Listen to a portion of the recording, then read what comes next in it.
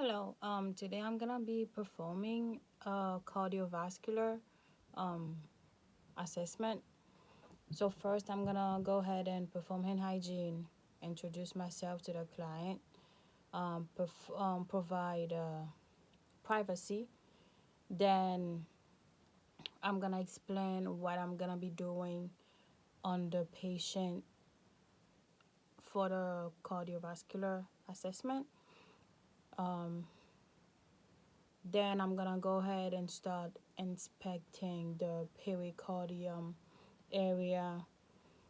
I'm gonna be looking for any signs of cyanosis, any lifts, any heaves on the patient. Inspect to see if there's any distension of the jugular vein. First of all, I'm gonna have the patient either on a sitting position or on the bed, but with the head of the bed elevated at a 30-degree angle.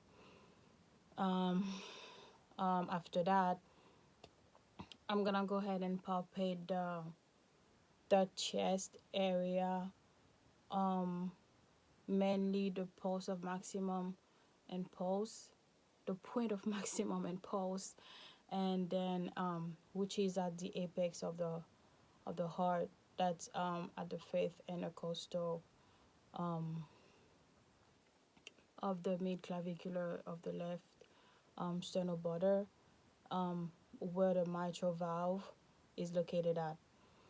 And after checking for the apical pulse, um, which should be between 60 and 100 beat per minute, and then we also want to look for trills, any signs of that. Then after doing all of that, I'm gonna be um, auscultating with a stethoscope. I'm gonna be using both the diaphragm and the bell. Um, then at this point, I'm gonna look for landmarks on the patient's chest area to listen for heart sound. Um, those sites are the aortic valve, which is located at the second intercostal space on the right um, sternal border. And starting from the aortic valve, I'm gonna draw across to the pulmonic valve, which is located at the second intercostal space on the left sternal border. Then I'm gonna go a little bit below on the third intercostal space where the herb's point is located at. Then on the I mean, I should be saying third intercostal space on the left sternal border, then fourth intercostal space, left sternal border. That's where the tricuspid valve is located at. Then I'm gonna move a little bit below the nipple, on mid clavicular left sternal border on the fifth intercostal space. That's where the mitral valve is located at, and that's where the apex of the heart is. That's where we get a better um, pulse for the heart.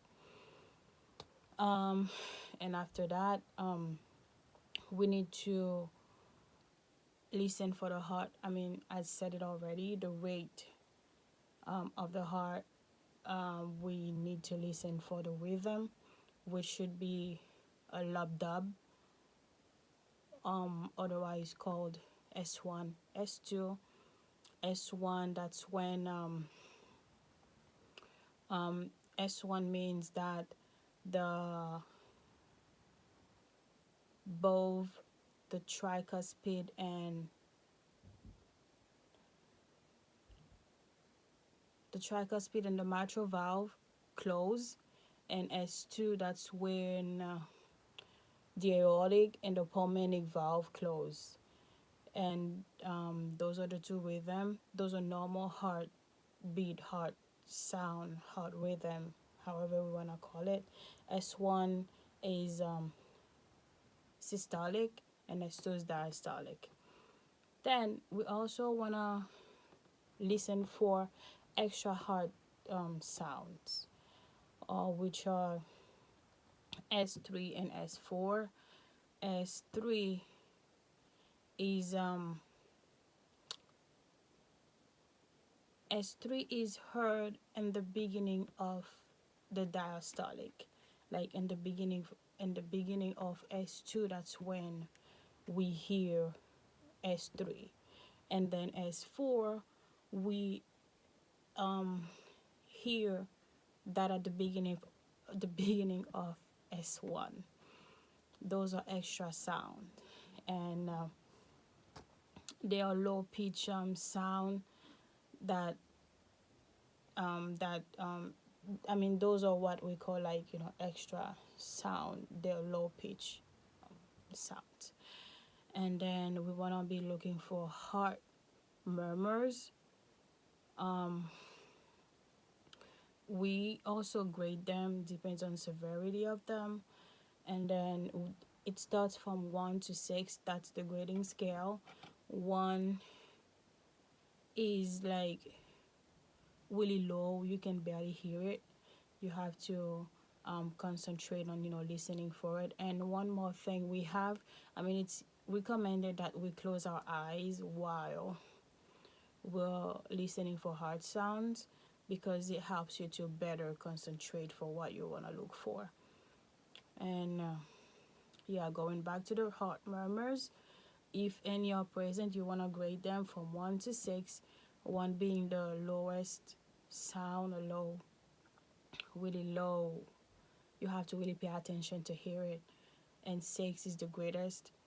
From that, at that stage, you can actually hear the murmur, even though you don't have the stethoscope on the patient's skin.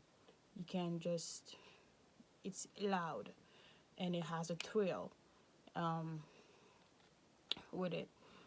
Then next, we want to look for, we want to identify the pulse sites. We have a couple of them. We have the carotid artery over, I mean, on your neck, that you can take pulses from.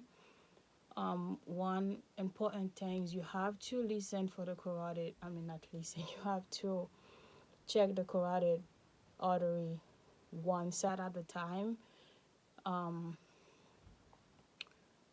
then from one side you go to the next one. You don't do both at the same time like you do for the radial artery, for example. So the carotid artery is the one. You have the brachial artery, you have the radial artery, we have the femoral artery, we have the dorsalis or pedal artery, and we also have popliteal and the posterior of the tibia, posterior tibial artery, that we can take pulses from on a patient. And after that, we also have a test to perform on the patient called the Allen test. Basically, what we do, we ask the patient to make a fist with the palm of the hand, like, upward, make a fist. Then, as the nurse, we occlude both the ulna and the radial artery, and, like, while the patient has the fist, we want to, like, block both of these arteries. Then we ask the patient to release the palm while we still, have both, I mean, at the same time, the radial artery and the ulna are occluded. Then we ask the patient to release, and then we take up terms of both arteries, then we should look for the return of the color on the palm of the hand.